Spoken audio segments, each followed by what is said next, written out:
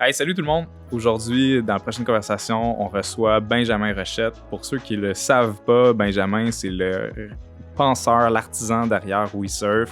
Puis on a la chance de plonger dans toutes ces anecdotes de surf partout à travers le monde. Une conversation super authentique où Benjamin s'est livré puis a été le plus naturel possible. Je vous souhaite une excellente écoute.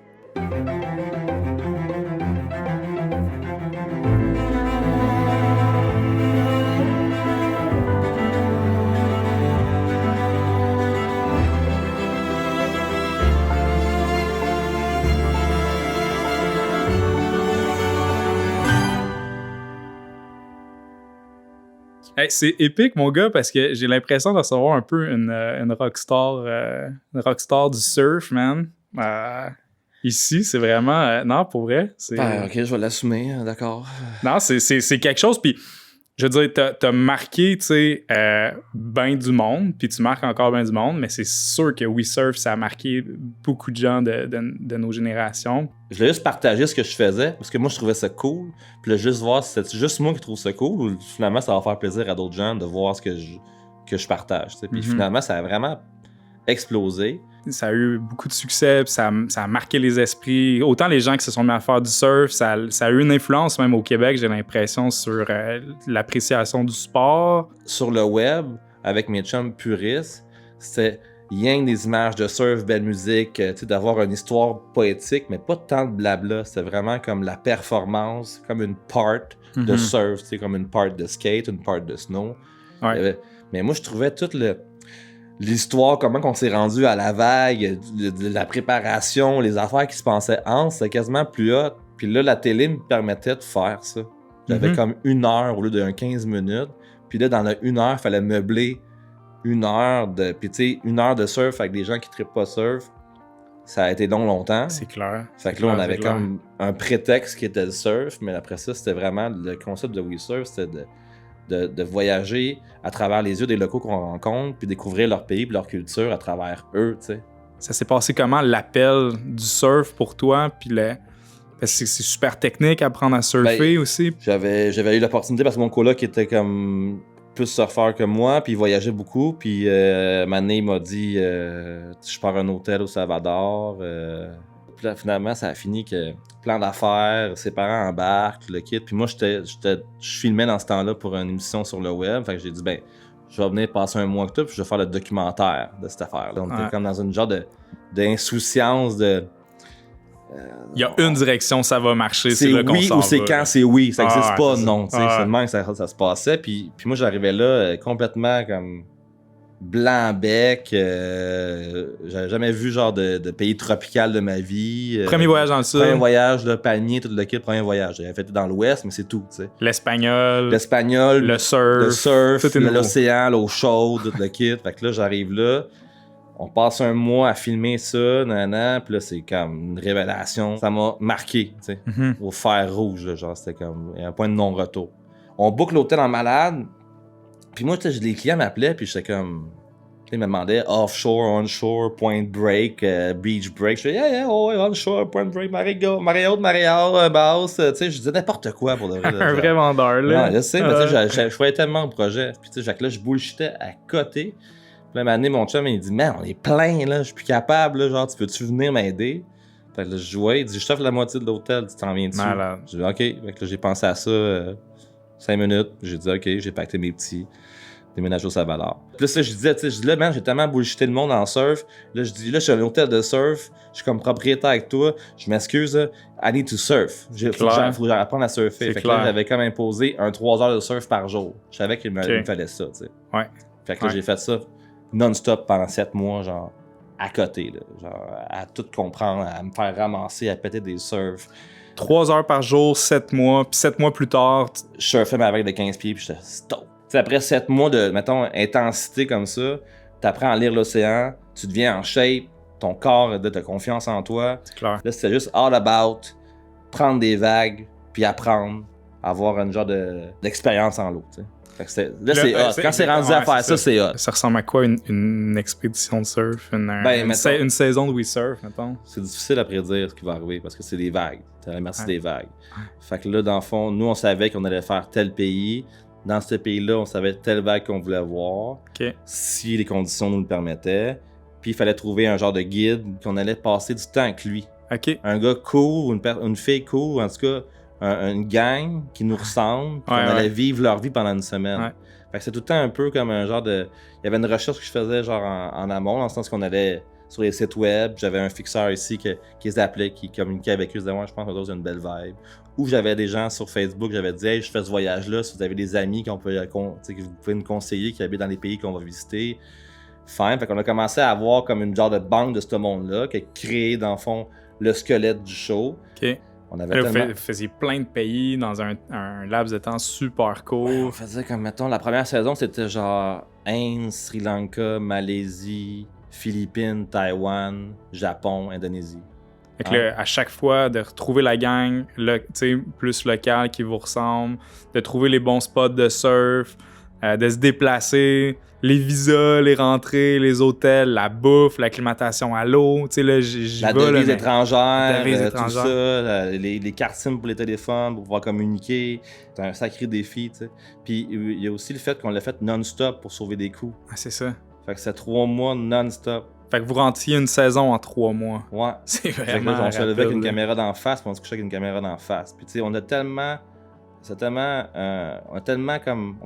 faire de quoi de bon qu'on se donnait tellement qu'on filmait tout, puis c'était intense. Parce qu'il fallait pas, vous vouliez pas passer à côté d'une histoire, tu sais, que il est arrivé telle péripétie, puis on l'a pas capté. Mais vu que c'était pas écrit d'avance, le but c'était de capter tout le temps des moments ou des trucs qui arrivaient. Fait que c'était juste du non-stop, éternel, genre. Puis tu sais, puis on avait de quoi de cool, il y avait de quoi de vraiment cool qui arrivait, fait que là, c'était comme... Intense. C'est quoi qui était le plus difficile, en fait, justement, les péripéties les plus folles, sont-tu du côté, justement, humain, votre chimie d'équipe, d'un point de vue logistique, sécurité, j'imagine, tu sais, ou l'accueil des locales? Ben, parce que c'est vraiment hyper dur physiquement, mentalement, parce que là, il faut que tu sois cool, fin, devant la caméra, tout le temps on, yeah. En plus, faut que tu surfes, faut que tu performes parce qu'on veut pas avoir l'air con dans nos chums. Puis là, surfer, c'est pas t'arrives dans un spot, il faut que tu le lis, il faut que tu l'essaies, habituellement, tu passes une semaine à la même place, puis là, c'est comme, t'apprends, puis tu gères, là, c'est genre 3 heures, fallait que tu performes, tu lis le spot, après ça, le lendemain, on a un autre spot. Parce que ça n'avait pas de sens à l'idée de... C'est toujours une quête, on ne peut pas rester à la même place. Ouais. Non, mais c'est parce qu'il y a une réalité physique, comme tu dis, de juste découvrir le spot, arriver, prendre ses aises, essayer. Puis après ça, il faut capter du stock, mais il faut capter du bon stock aussi. Là. Fait que c'est tout le temps aussi une remise en question. Fait que le soir, quand tu te couches à l'hôtel, là, le premier voyage en Inde, là, on était rendu dans une place, là, je me rappelle, Mamallapuram, puis c'était comme un genre de festival qui avait de la musique à toute la nuit, dans les speakers de rue, des pétards, puis tout le kit, puis j'étais comme... Puis le monde, tu sais, quand on arrivait le matin, ça chiait dans l'eau en face de nous autres, ça nous regardait, ça se rinçait, puis on était là. On surfait, t'es comme... Je peux te dire que, tu sais, ce matin-là, j'ai fait comme... OK, it's real. Là, on est vraiment ailleurs. Fait que là, enjoy-le, embrace-le, puis comme donne tout ce que t'as parce que t'as une chance que personne n'a. Puis parce qu'il y avait aussi dans la communauté de surf, il y a de comment tu vas rendre ça populaire, tu vas comme un peu l'anti-surf, tu vas révéler des spots, puis ci, puis ça. Puis là, j'étais comme, tu sais, il y a comme des combats avec les puristes aussi là, dans mon monde là, qui sont intenses. Là. De garder les spots secrets, justement. Ben, tu sais, c'est comme, t'es comme, man, toute la chance de faire ce qu'on fait puis d'être payé pour le faire, tu vas me dire que tu me dirais non parce que c'est pour l'histoire de l'éthique, là. Puis tu sais, on faisait attention, on ne révélait pas tous les spots qui étaient secrets, donc on était conscients. Puis ça faisait partie un peu genre du suspense du show. Ces spots-là, on dit pas c'est où, mais on va vous le montrer, tu sais. Par respect pour les locaux aussi.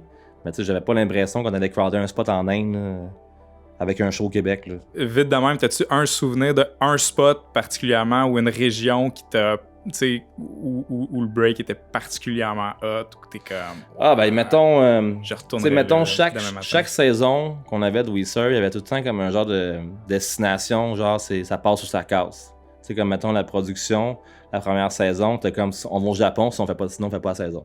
Mm-hmm. Nous, on va aller au Japon. OK. On va aller au Japon. Puis genre, c'était comme, ça coûte trop cher. C'est soit ça ou il n'y a pas de saison. Okay. Fait qu'ils ont trouvé une façon qu'on aille au Japon, tu sais. Ouais. Fait que, puis la saison 2, c'était en Afrique, puis c'est moi le producteur. Fait que j'étais facile à convaincre. Puis j'avais vu genre un film de quête, là, comme 2 ans avant, ça s'appelle Lavanono. C'est à l'autre bout de la planète, genre, c'est au bout du bout. Puis tu pars de Fort-Dauphin, puis ça prend genre... C'est comme 400 km, mais qui prend 2 jours en 4x4 pour se rendre, parce que les routes, c'est... cabossé. Ouais. Puis là, t'arrives à travers, genre, à Mané, c'est comme... les Malgaches, eux autres, ils croient pas à la banque, à l'argent, mais ils croient aux vaches sacrées. Fait qu'eux autres, il y a mieux posséder des vaches que de l'argent à la banque. Fait que là, on arrive dans une place, c'est comme un peu la bourse malgache, puis ils vendent des zébus. Fait que là, t'as genre plein de monde, c'est comme un genre de caravane un peu genre style Égypte, mais tu sais, comme avec du monde qui sont juste en train de vouloir vendre ses vaches, puis ça deal, il y en a qui vendent, il y en a qui, tu sais, puis là, c'est comme... Puis là, nous, on arrive là, les Blancs-Becs, avec un drone, tu sais, qui pensaient qu'on était un genre de sorcier, qui avait un oiseau qui volait puis qui revenait dans notre main, genre, là, ce genre de monde de même. Puis là, nous, on est là, puis on rentre, puis là, faut que tu fasses fi de ça, puis tu fasses ton show, tu sais. Puis finalement, on va passer une nuit dans une genre de réserve de lémuriens, parce que le lémur, c'est juste à Madagascar que tu peux le retrouver. Fait que là, genre, c'était comme... Je sais pas si tu connais Zubumafu. Ouais, c'est exactement l'image qui me vient en tête, j'osais pas le dire. Ben, tu sais, ça comme, tu sais, fait que là, on arrive à ça. Fait que là, le matin, on se réveille, t'as des lémurs partout qui viennent te voir avec des petites mains. Ah ouais. C'est débile. Incroyable. Puis après ça, on arrive à Lavanono. Puis Lavanono, c'est comme un spot que c'est un voyage dans le temps, là, ça veut dire Saint-Long. C'est des gens, tu sais, qui ont les visages peints, sont topless, puis tu sais, il faut que tu demandes la permission au chef du village pour pouvoir surfer la vague, puis la vague est en face, genre c'est comme tous les pêcheurs arrivent avec les prises de la journée ou de la soirée par le spot où ce que t'es. Fait que là, tu surfes là-dedans, puis y a pas un chat, là. T'es le seul surfeur, tu peux choisir le break que tu veux, la vague que tu veux, puis t'as un genre Gigi, un Bordelais, que lui a son hôtel là parce qu'il faisait... genre de Médecins sans frontières, puis des projets humanitaires, puis qui a construit une affaire avec un jardin botanique, une antenne, un aqueduc. Pour moi, ça a été... c'était dur à battre en termes comme... Tu sais, je t'en parle, puis je suis un peu nostalgique, là. J'ai envie de faire des genres de trips impossibles, là, que, quand tu vas sur tapis, t'es comme, ça fait pas de sens. Je suis nostalgique, puis j'étais pas là. ça te donne une idée, là. J'ai vu un article dernièrement qui disait comme The social media kill surfing. C'est parce que, tu sais, avant, on allait filmer, mettons, dans un pays, puis il y avait un swell. Un swell, c'est ce qui amène les vagues, tu sais. Il y a eu des swells mémorables, tu sais. Puis là, genre, avant, mais là, il filmait, il continuait son périple pour construire son film. Puis à la fin de l'année, mais là, il y avait le film fini, une promotion, les premières dans les théâtres. Puis il y avait comme un genre d'effervescence que t'avais hâte de le voir, le film. Là, c'est rendu que les gars ont surfé le swell. Là, le lendemain, t'as des clips de déjà d'autres mondes qui sont là. Là, tout le monde a vu. Puis là, le gars qui est quand même filmé avec toi, il dit hey, man, peux-tu me faire un petit clip là, que je mette ça sur les médias sociaux? C'est ça, à cause des réseaux sociaux. Que je suis là, moi aussi, tu sais. Ouais, c'est ça. Fait que là, finalement, t'as comme tout vu le film avant d'avoir fait le film, tu sais. Fait que ça finissait que c'est vraiment difficile de produire des contenus maintenant à cause de ça. Comment ça va, là?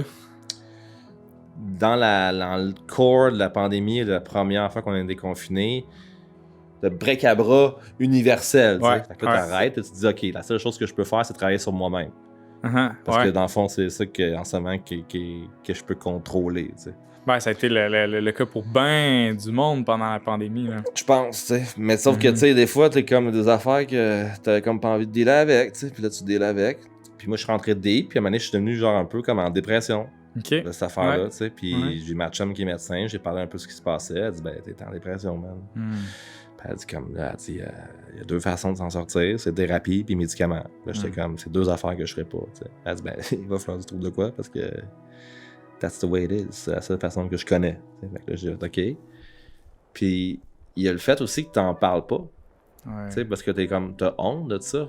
Surtout, mettons, comme le gars de We Surf, pas avoir d'être déprimé, là. Dans le monde du surf, là, il en parle pas, mais il y a du monde là, qui sont suicidés parce qu'ils étaient déprimés ou genre drug addict, tout le kit. Là, mais t'as pas le droit d'être malheureux. Mais pourtant, t'as voyagé partout, tu surfes, t'es bronzé à l'année. Dans le pays tropical, tu sais, il y a des filles en bikini. T'as pas le droit. Nous autres, on n'a pas de profondeur, on fait juste chiller sur le bord de la beach, tu sais, on n'a pas de problème, nous autres. Là. Il y a ce bout-là qui est tough, tu sais.